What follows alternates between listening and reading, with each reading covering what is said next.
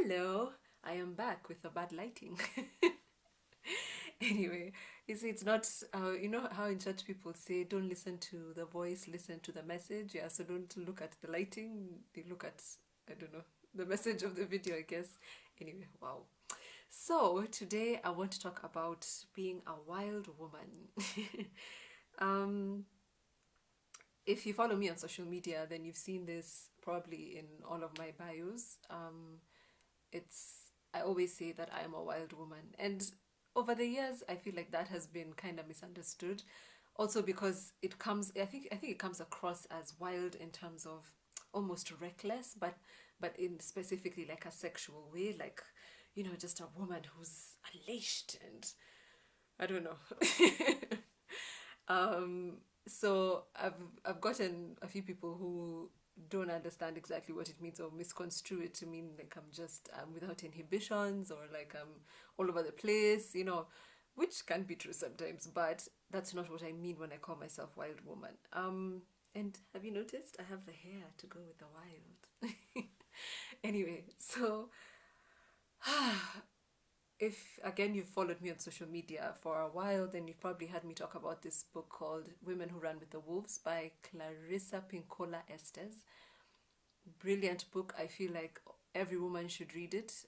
It may not resonate with everybody, but I just feel like it has such a beautiful way of talking about a part of women that has been shamed and like pushed aside or put down for a very long time, up until recently. I feel like in the past maybe 10 years, there's been this whole revolution when it comes to feminine energy and just like being unleashed in all the different ways that it wants to be unleashed. And I feel like it's just going to get even better and better. So, I remember I read this book because my sister, who was living in the States at that time, came with a copy and she told all of us like, oh my god, this book is incredible. And at that time I was very much in the church, so when she said, these women who run with the wolves, wild women, I was like, oh my god, that is crazy. So I didn't want to listen to her. But a few years later I found a copy with another of my sisters and I was like, let me just try reading this book, and it changed my life. It's not a very easy read.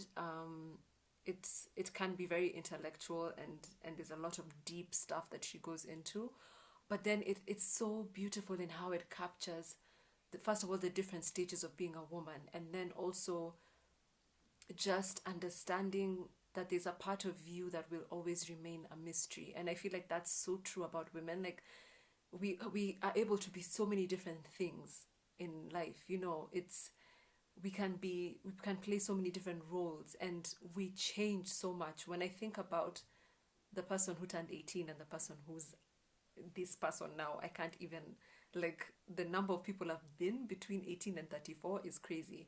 So I love how she's able to capture all this in that book.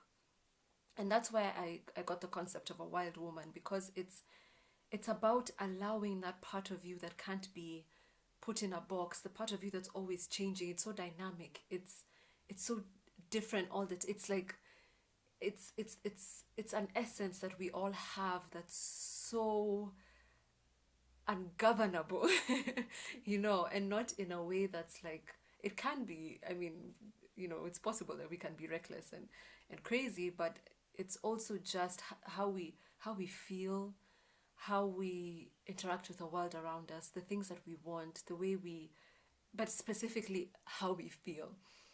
My mom likes to say this thing. My mom is actually really interesting. She's a bishop, yes, in the church.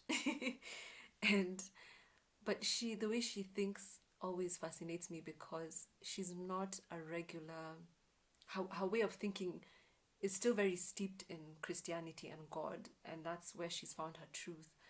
But it's also very different. My mom sees more than just the physical world. She's very intuitive and sees things deeper. Like, she sees concepts deeper than what meets the eye.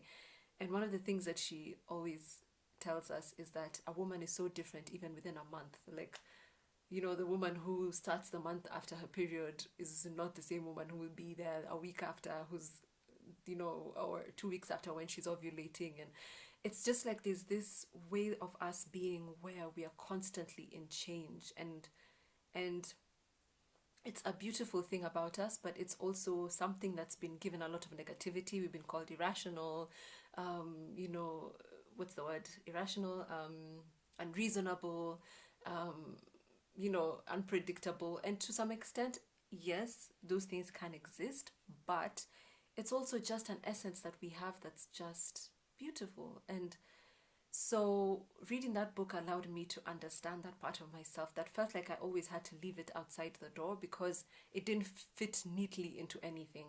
It was, and I couldn't describe it. You see, even I can't even describe it now. It's just like, and I feel like if you're a woman who's watching this and you probably understand what I'm saying, it's like a part of you that senses things beyond this physical reality. And it's so, for me, it's very steeped, it's very deeply connected to my spirituality, and how I feel like I exist in more than just this body, and more than just this consciousness.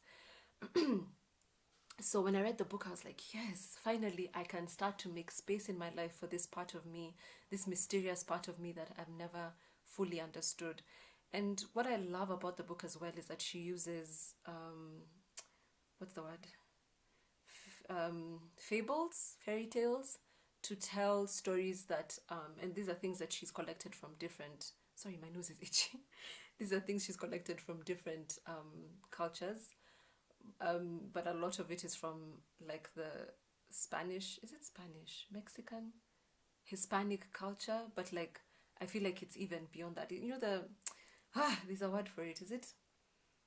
Because there's the like the Native American, it's not like the Aztec, I don't know, anyway, I'll look for it. But she does a really good job of telling fairy tales and telling stories. She uses the stories to bring attention to these different parts of ourselves as women. And what that does is that it explains it. And I think that's one of the reasons why we used to use stories, and probably what we still do, we still use stories. But it's like a way of describing something that cannot be intellectualized. It's like the story in using different archetypes and different, like it's using imagination to put terms to something that is so mysterious that you can't fully explain it, which is also how I feel about the creation story. I don't feel like it's a factual thing. I feel like there's a word for it. Is it an allegory? It's like something that, it's like a symbolism. It's symbolism to explain something that is too mysterious or too deep for us, our human brains, to be able to conceptualize.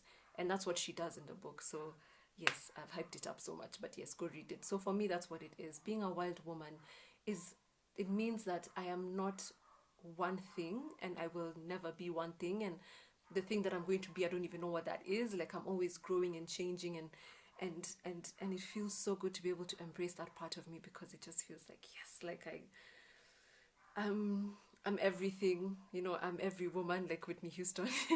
I'm everything, and I can grow, and I can change, and I can be all these different things, and it's all beautiful, and it's all perfect.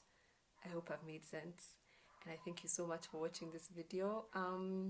Please, you know, comment, like, subscribe. Feel free to share this video as well, and yeah, follow me on social media: Facebook, Instagram, Twitter, Tarure Gatere.